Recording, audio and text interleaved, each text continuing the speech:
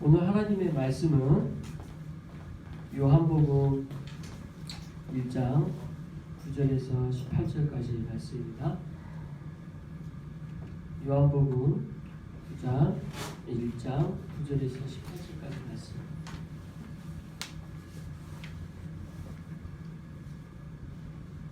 저와 여러분이 한 절씩 교독하도록 하겠습니다. 참 빛 곧 세상에 와서 각 사람에게 비추는 빛이 있었나니 그로 말미암아 지음바 되었으되 세상이 그를 알지 못하였고 자기 땅에 오매 자기 백성이 영접하지 아니하였으나 영접하는 자 곧 그 이름을 믿는 자들에게는 하나님의 자녀가 되는 권세를 주셨습니다. 이는 혈통이로나 육정이로나 사람의 뜻으로 나지 아니하고 오직 하나님께로부터 난 자들이니라. 말씀이 육신이 되어 우리 가운데 거하시매 우리가 그의 영광을 보니 아버지 독생자의 영광이요 은혜와 진리가 충만하다. 요한이 그에 대하여 증하여 이르되 내가 전에 말하기를 내 뒤에 오시는 이가 나보다 앞선 것은 나보다 먼저 계심이라 한 것이 이 사람을 가리킴이라 하니라. 우리가 다 그의 충만한 데서 가니 은혜에 의해 이르거나 율법은 모세로 말미암아 주어진 것이요 은혜와 진리는 예수 그리스도로 말미암아 온 것이라. 원래 하나님이 본 사람이 없으되 아버지 품에 있는 복생하신 하나님이 나타내셨느니라. 아멘. 할렐루야. 네, 우리 먼저 서로 인사합시다. 새해 하나님 복 많이 받으세요. 새해 하나님 복 많이 받으세요. 네, 우리 온라인 예배 드리시는 온전히 하나님께 영광 돌리며 새해 하나님께 많이 복 받는 은혜가 있으시기를 바랍니다. 오늘 말씀은 요한복음 1장 9절에서 18절에서의 말씀인데 지난주 우리가 요한복음 1장 1절에서 8절 말씀을 봤죠. 우리가 요한복음 하면 키워드를 정리를 할 때 요한복음은 이렇게 말했습니다. 예수님은 하나님이시다라고 키워드를 정리했죠. 근데 이제 단순히 우리가 예수님은 하나님이십니다라는 것을 너무 객관적 사실로 우리는 믿고 있기 때문에 어려운 말이 아니잖아요, 그죠? 우리에게 있어서 별로 어려운 말이 아니지만 성경에서는 실은 이 고백과 믿음을 요한복음이라는 그 시각을 통해 정말 예수님은 하나님이심을 증거하고자 했던 거죠. 다른 어떤 복음서하고 달리 다른 복음서 그러면 하나님은 예수님은 하나님이시라는 걸 증거하지 않았냐? 아니에요. 다 증거했죠. 다 똑같이 증거했는데 포커스가 달랐다는 거죠. 더 강력하게 예수님이 하나님이심이 어떻게 드러나고 있는지를 말하고자 했죠. 그냥 뭐 여러 가지 앞에 복음서들 마태복음 같은 경우는 마태를 통해서 하나님께서 주시고자 하는 키워드가 약속과 성취라는 키워드가 딱 나왔잖아요. 그래서 약속된 분이었다. 그걸 성취하신 분이 예수님이다. 여기에 모든 포커스를 맞춰서 하나님이 예수님이 하나님이심을 사실을 증거하지만 거기에 포커스를 맞췄을 뿐이죠. 근데 요한복음은 예수님이 하나님이심이 왜 하나님이신가에 대한 설명을 또 다른 시각으로 전하고자 했던 거죠. 그래서 처음에 어떻게 시작했어요? 태초에 말씀이 계시니라 이렇게 시작을 했다는 거예요. 그래서 태초의 말씀으로 노고스로 계신 예수님이 그 예수님이 우리의 육신으로 오셔서 사람의 모습으로 오셔서 하나님이 사람 되었다. 그래서 예수님은 사람의 모습을 우리가 봤지만 그분은 하나님이시다. 그리고 그분은 참된 생명이었고 참 빛으로 이 땅 가운데 오셨다. 이런 키워드들이 막 1절부터 8절 사이에 있었죠. 그죠? 그리고 오늘도 그 연장선상에서 계속 설명이 이어지고 있어요. 자, 한번 봅시다. 9절부터 같이 한번 읽어보죠. 시작. 빛 곧 세상에 와서 각 사람의 비추는 빛이 있었나니. 참 빛으로 또 한 번 설명해. 앞에 빛이라는 단어가 나왔죠. 근데 여기서 빛은 뭘 더 설명하고자 하냐 이렇게 나옵니다. 곧 세상에 와서 각 사람의 비추는 빛이 되었다는 거죠. 그러니까 여러분 빛의 역할, 우리가 여기로 라이트 크리스마스 트리로 표현하지만 이 크리스마스 트리 자체가 예수님을 상징한다고 그랬고, 저 빛 또한 예수님이 빛으로 오신 예수님을 상징한다고 그랬잖아요. 그러니까 빛은 뭐예요? 어떤 특징이 있어요? 어둠을 밝히는 특징이 있어요. 근데 이 빛에 대한 특징으로 예수님을 설명을 해서 예수님은 하나님으로서 예수님이 그가 하시는 역할, 구원하시고자 하는 것을 드러내고자 했죠. 그 빛의 역할을 사람에게 비췄단 말이에요. 그래서 거기에 대한 반응이 그 다음 10절에 이렇게 성경은 말하고 있습니다. 같이 읽어보죠. 시작. 그가 세상에 계셨으며 세상은 그로 말미암아 지은 바 되었으되 세상이 그를 알지 못하였고. 그래서 그가 세상에 계셨으며 세상은 그로 말미암아 지은 바 되었을 때, 앞에서도 이런 구조로 한번 설명했어요. 예수님은 어떤 분이시냐? 이 세상을 지으신 분이다. 자, 그리고 그가 없이는 아무것도 있을 수 없다라는 논증을 했죠. 그래서 저번에도 말씀드렸지만 제 앞에 있는 이 강제상, 저는 이거 강제상이 누가 만든 줄 알거든요. 네. 헌물을 받았으니까요. 한 분이 이걸 만들어서 하나님께 드리고자 오랫동안 기도하면서 이렇게 만들었어요. 누가 만들어서 이 자리에 있는 거잖아요. 근데 이 강제상이 만들어졌는데 나는 그 만든 사람은 모른다고 난 스스로 됐다 할 수 없잖아요. 그리고 나는 처음에 그 시작을 알 수 없으니까 만들어진 게 아니다 할 수도 없잖아요. 이런 원리로 요한은 처음부터 계신 예수님이 우리를 만드셨다라는 걸 강조하면서 예수님이 하나님이심을 증거하고자 하는 논리를 갖고 있다는 거죠. 그런데 10절에서 다시 한번 세상에 계셨고 세상은 그로 말미암아 지은 바 되었다. 그건 당연히 예수님에 대한 증거이자 우리가 당연히 고백해야 될 피조물로서 창조주에 대한 고백이 있어야 되는데 세상이 그를 어쨌다고요? 알지 못했다고 이야기합니다. 이게 현실이에요. 이게 현실. 우리가 예수님을 믿지 않은 사람들에게 하나님이 당신을 만들었어요 라고 말한다고 생각해 보십시오. 그 사람들 여러분 어떻게 반응합니까? 상식적으로 말이 안 된다고 이야기할 거예요. 믿지 못해요. 믿음이 들어가 있어요. 참 놀라운 일이에요. 그래서 참 이 우리의 신앙을 선포하고 세상에 나아가서 복음을 전한다고 할 때 쉬운 일이 아닌 거죠. 들을 기가 없어요. 알지 못해요. 그게 세상이 그를 알지 못하였고가에 딱 이 말이에요. 알지 못하는 게 현실이에요. 그걸 우리는 기억해야 됩니다. 자, 이어서 11절 같이 읽겠습니다. 시작.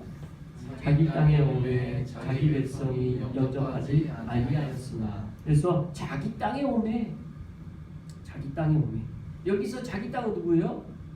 어디예요? 장소가 바로 이스라엘 땅을 말해요. 왜냐하면 아브라함 때부터 약속의 후손으로 예수 그리스도가 오시기로 약속된 자손으로 왔잖아요. 그 장소와 땅을 지명해서 그 아브라함의 후손으로서 오실 예수 그리스도를 약속하고 있었기 때문에 자기 땅도 약속했잖아요. 아브라함이 어떻게 너는 내가 지시한 땅으로 가라, 땅으로 약속하셨어요. 그 땅에서 있어질 일들을 약속하셨단 말이에요.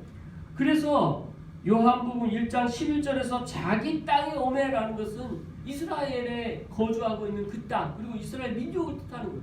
그래서 왔어요, 약속대로. 근데 뭐라고 나와요? 자기 백성이 영접하지 아니하였다라고 말씀합니다. 그래서 그렇게 약속대로 오셨고 본래 이스라엘 백성들이 가장 원한 기도 제목들이었는데 그것을 이루어졌는데도 불구하고 영접하지 않았어요. 더 구체적으로 12절에 이렇게 말합니다. 같이 읽습니다. 시작. 영접하는 자 곧 그 이름을 믿는 자들에게는 하나님의 자녀가 되는 권세를 주셨으니. 우리 이 말씀 많이 읽고 있죠. 영접하는 자 곧 그 이름을 믿는 자에게는 하나님의 하나님의 자녀가 되는 권세를 주셨다. 이 절만 외우는 경우가 우리가 많죠. 근데 이 절이 왜 나왔냐? 지금 어떤 내용의 맥락이에요? 11절까지 예수 그리스도는 하나님이심을 요한이 지금 증거하고자 하는데 이 세상에 빛으로 오셨는데 이 빛으로 오신 이스라엘 땅에서마저도 그를 알지 못했다라는 거에 초점이 있어요. 그런데 12절에서 그럼에도 불구하고 예수님을 아는 자들이 있다라, 영접하는 자들이 있다라는 반대의 이야기입니다. 누가 영접하냐 그럼? 곧 그 이름을 믿는 자들이 영접한다. 예수 그리스도를 믿는 자들이 영접한다는 거예요. 그리고 그들에게 하나님의 자녀가 되는 권세를 주셨다라고 선포하고 있어요. 자, 저와 여러분은 영접한 자입니다. 예수님. 저와 여러분은 예수님의 이름을 믿는 자들입니다. 아멘이죠? 네. 그리고 저와 여러분 하나님의 약속대로 하나님의 자녀가 되는 권세를 받았습니다. 우리에게 주셨어요. 이거는 우리가 받은 거예요. 그냥 하나님은 주신 거고요. 이거 주시고 받는다라는 개념의 선물이 딱 맞죠. 하나님 우리에게 선물로 주셨어요. 본래 은혜라는 단어는 우리에게 값없는 선물을 주신다는 뜻이거든요. 값없는 선물. 은혜는 우리가 은혜라는 단어를 우리가 기독교 사전에서 찾아보면 하나님께서 값 없이 주신 선물을 뜻해요. 구원의 은혜를.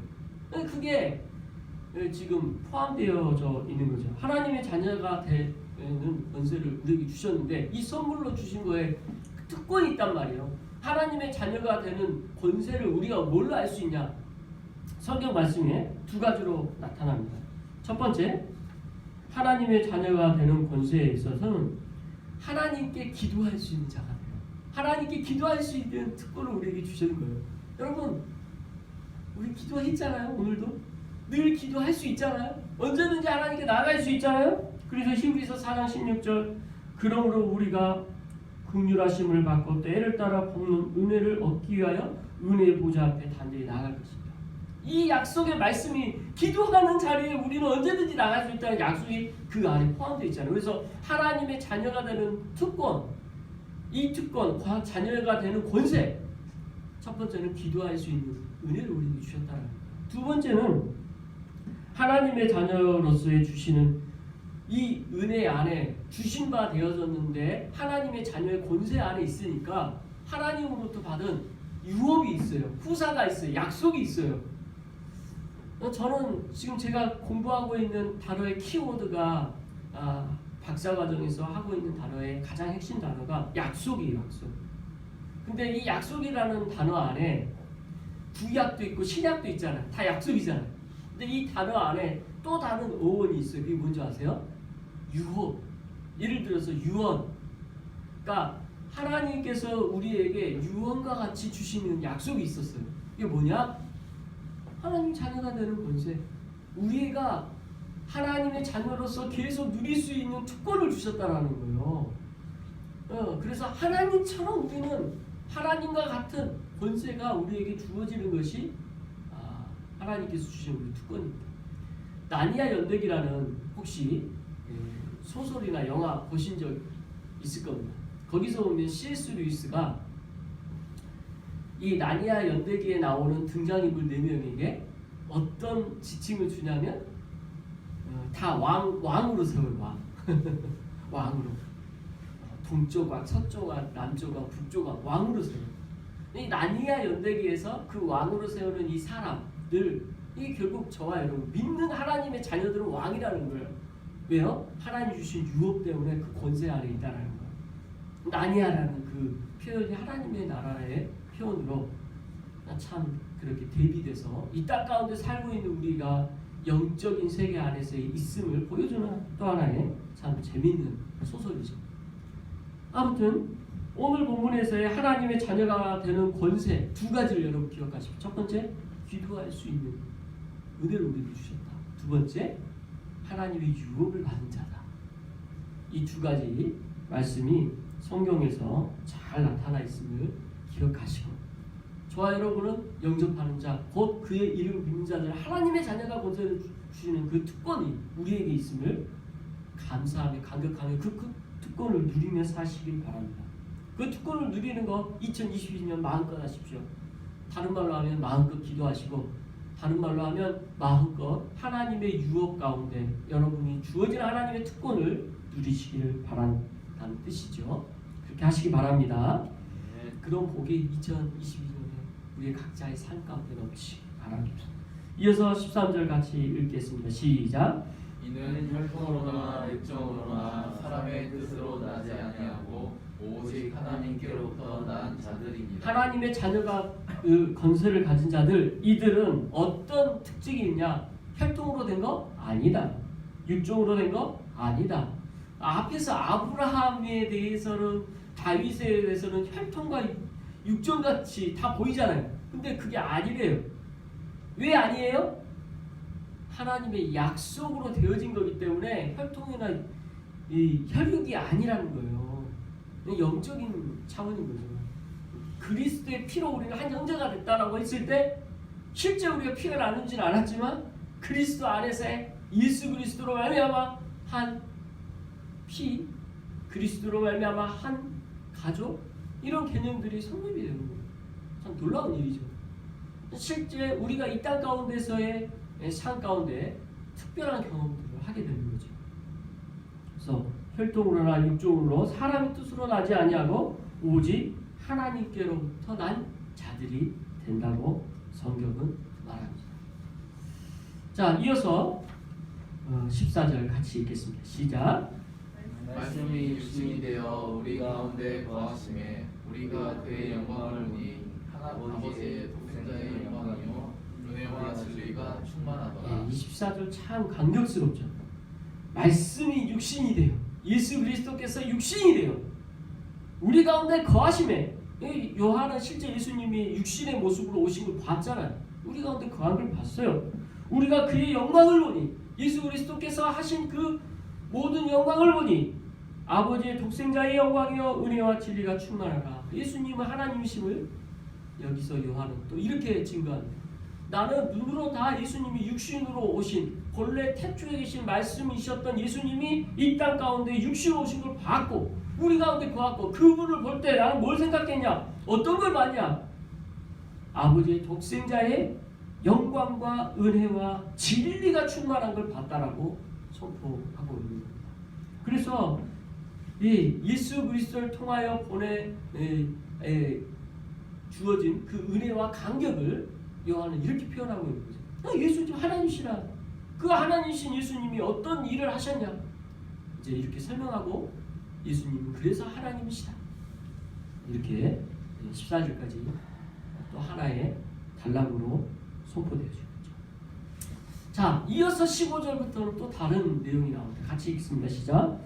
요한이 그에게 대하여 증언하여 외쳐 이르되 내가 전에 말하기를 내 뒤에 오시는 이가 나보다 앞선 것은 나보다 먼저 계시나 한 것이 이 사람을 가리키라 하니라. 자, 여기서 요한, 어떤 요한이요? 세례 요한이 지금 이 기록한 것은 사도 요한이고 여기서 나타나는 일은 세례 요한이니까 다른 요한이에요. 이름만 같이.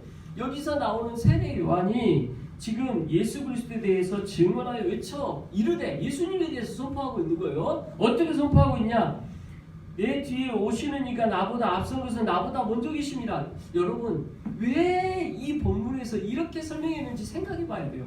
비교해 볼 필요가 있어요. 다른 복음서에서 요한이 어떻게 선포하고 있는지. 제일 처음에 요한이 나와서 세례 요한이 무슨 선포를 했는지 확인해 볼 필요가 있어요. 다른 복음서에서 뭐라고 하는지 아세요? 대표적으로 다 비슷하게 나오는데 마태복음만 제가 한번 확인해 보겠습니다. 주보 안쪽에 있죠? 밑에 3장 1절 같이 읽겠습니다. 시작. 그때 세례 요한이 이르러 유대 광야에서 전파하여 말하되 회개하라 천국이 가까이 왔느니라 했으니. 자, 세례 요한이 선포한 것은 뭐라고 했대요? 회개하라 천국이 가까이 왔다. 대부분 다 이렇게. 이 실제로 세례 요한이 제일 먼저 선포한 내용이 이거였을 것 같아요. 이거였을 것 같은데 오늘 요한복음 어떻게 선포해요? 아까 보니까 내 뒤에 오시는 이가 나보다 앞선 것은 나보다 먼저 계십니다. 다르죠. 왜 다를까? 뭘 강조할까요? 지금 세례 요한은 포커스가 거기에 있는 거죠. 아니 세례 요한의 포커스라기보다 지금 사도 요한이 기록하고자 하는 포커스가 어디 있어요? 예수님은 하나님이시다라는 걸 포커스를 두고 있죠. 태초에 말씀으로 계셨고 처음부터 계셨던 그 예수님은 하나님이신데 그 하나님이심이 어떻게 세례 요한에 통해 선포되었냐 했더니 내 뒤에 오신 이가 나보다 앞섰다라는 이야기예요. 이거 어디서 나와요? 다윗이 고백을 할 때 자기의 후손 가운데 메시아가 있다라는 고백에 메시아 높이거든요. 그래서 여러분 생각해 보세요. 내 후손 가운데 누군가가 대단한 인물이 나와. 한번 상상해 봐요. 뭐 대한민국을 깨우는 대통령이 세워지고 뭐 이런 엄청난 위인이 나온다고 합시다. 열대 후에 그러면 얼굴도 모르고 하지만 그 사람을 칭찬해 줄 수 있지만 높일 필요까지는 없잖아요. 내 후손이니까. 근데 다윗은 이 메시아에 대해서 높인단 말이에요. 참 놀라운 일이죠. 그 높이는 그 메시아에 대한 고백의 핵심을 다윗은 알았던 것 같아요. 자, 오늘 이 본문에서 그걸 지금 기억하고 있어요. 나보다 앞선 것은 나보다 먼저 계심이라는 것을 선포하면서 먼저 계신 하나님으로서의 예수님을 선포하고 있는 거에 요한의 초점이라는 거죠. 그래서 세례 요한의 이 고백마저도 회개하라, 천국에 가까웠다라는 선포 대신에 이걸로 바꾸고 있어요. 그래서 뭘 강조한다? 예수님은 하나님이심을 강조하고 있는 거예요. 어떤 식으로? 태초부터 계셨고 그 하나님의 역사와 능력이 우리를 만드신 분으로 다스리신 분으로 계셨음을 바로 세례 요한의 선포 안에서도 사도 요한은 말하고 있다는 거죠. 참 이렇게 비교해서 보니까 또 다르죠. 시간이 이렇게 달라요. 사도 요한은 철저히 예수님이 하나님이심을 이렇게 증거하고자 하고 있습니다. 이어서 16절 같이 읽습니다. 시작. 우리가 다 그의 충만한 데서 받으니 은혜 위에 은혜로라. 자, 우리가 다 그의 충만한 데서 예수 그리스도의 충만한 가운데서 우리가 있으면 어때요? 은혜 위에 은혜라.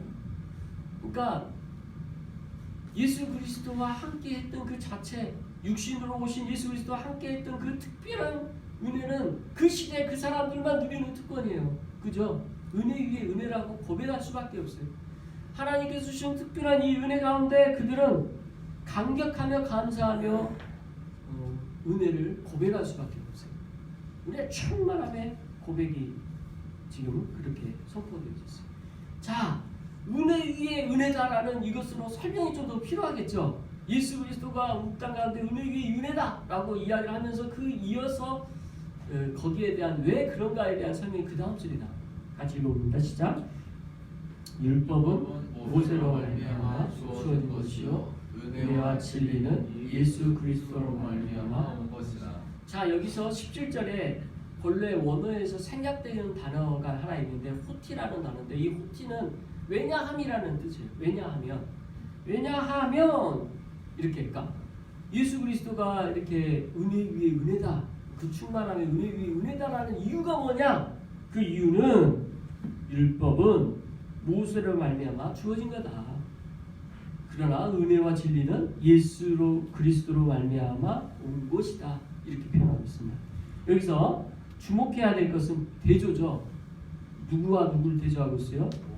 모세와 예수님을 대조하고 있어요. 또 하나는 율법과 은혜와 진리를 대조하고 있어요. 모세를 통한 율법, 예수 그리스도를 통한 은혜와 진리, 이거는 비교할 수 있는 게 아니에요. 율법은 우리에게 죄를 깨닫게 하고 알게 하고 우리가 죄인인 거에 대한 한계가 있어요. 지키도록 주어지는 규율이지만 이걸 완전히 지킬 수가 없기 때문에 정죄받을 수밖에 없는, 우리가 죄인이라는 것을 깨달을 수밖에 없는 통로예요. 이거는 구원의 은혜가 아닌 거죠. 구원의 은혜는 그런데 어디에 있어요? 예수 그리스도에게 있는 거예요. 이 모세는 율법을 준 사람일 뿐이지 그 이상이 아니에요. 근데 예수 그리스도는 구원의 은혜를 주셨어요. 그게 은혜와 진리로 표현되는 거죠. 은혜와 진리. 값 없이 주신 선물과 참된 진리. 구원의 은혜는 참된 진리로 우리에게 주어진 거예요. 그리고 또 하나의 재미있는 표현은 주어진 것과 온 것. 이 주어진 것이라는 표현, 그죠? 그 다음에 온 것이라는 표현이 대조돼요. 앞에서 주어진 것은 모세를 통해 율법이 주어진 것이라고 표현되죠. 근데 온 것에 대한 표현은 예수 그리스도를 통하여 온 것이라고 표현되는데, 온 것은 뭐의 의미겠어요? 우리가 예수 그리스도를 기도해서 우리가 얻어낸 게 아니에요. 그죠? 여기 표현의 핵심 어디 있어요? 예수님 우리에게 오셨다라는 거예요. 마라나타 라고 했을 때 예수님이 오셨다가 돼요. 오셨어요. 오신 거예요. 우리에게 오시지 않으면 우리는 예수님을 알 수가 없는 존재입니다. 빛으로 오신 예수님이라 할지라도 세상에 알지 못한 것이 우리에게 그대로 있기 때문에 우리는 예수님이 오시지 않으면 우리는 알 수가 없어요. 나타내 주시지 않으면, 계시되지 않으면. 그래서 계시라는 말이 나오는 거예요. 10개 보이시, 여러 보여주신다는 표현이잖아요. 아무리 보여주셔도 우리가 어둠 가운데 거하면 알 수가 없어요. 근데 예수님은 이렇게 오셨다라는 거죠. 그 오심은 우리에게 선물로 주어진 거지 내가 얻어서 되어진 게 뭔가 해서 얻어지는 게 아니라는 것을 보여주는 말씀입니다. 굉장히 그래서 왜냐하면이라는 표현이 이해가 됩니다. 은혜 위에 은혜의 핵심은 뭐예요? 예수님 오신 거예요. 우리가 뭔가 행해서가 아니라 오셨다라는 거예요. 이어서 마지막 18절 같이 읽겠습니다. 시작. 원래 하나님을 본 사람이 있으시되 아버지 품에 있는 독생하신 하나님이 나타내셨느니라. 그래서 본래 하나님을 본 사람은 없었죠. 그런데 이제 아버지의 품에 독생하신 예수 그리스도를 어때요? 보게 됐어요. 이게 또한 은혜인 거죠. 그래서 은혜 두 가지를 비교를 해서 말했네요. 첫 번째는 율법과 모세, 은혜와 진리와 예수 그리스도를 이렇게 비교, 대조하면서 우리가 은혜인지를, 왜 은혜인지를 알려줬고, 두 번째는 우리가 실제 예수님을 눈으로 볼 수 있는 은혜를 얻게 됐음을 보여주고 있지. 이 두 가지로 오늘 본문의 말씀이 마무리됩니다. 우리 이제 말씀 마무리합니다. 2022년 하나님의 은혜 가운데 저와 여러분 이렇게 있도록 인도하신 거 감사합니다. 이 코로나 이 시국에 참 하루하루가 참 우리가 2년을 그렇게 버티고 있지 3년째 접어들게 되는 거죠. 이 기간 동안 우리가 어떻게 지냈을까 돌아봅니다. 그리고 또 올 1년 어떻게 지낼 수 있을까 돌아봅니다. 어떻게 보면 참 희망이 없어 보이기도 합니다. 그러나 믿는 자들은, 우리 그리스도인들은 그리스도를 붙들고 그 은혜 위에 있기 때문에 소망이 있고 희망이 있습니다. 은혜 위에 은혜라 하는 이 핵심의 내용이 바로 은혜와 진리 가운데 있고 예수 그리스도에게 있고 독생하신 아버지 품 안에 있는 하나님을, 예수 그리스도를 범에 있음을 우리가 기억하시고, 혹여 우리가 어려움과 힘듦이 있다 할지라도 주님을 더욱 붙들고 주님께 나아가는 우리가 저와 여러분 삶 가운데 있으시길 그리스도의 이름으로 축원합니다.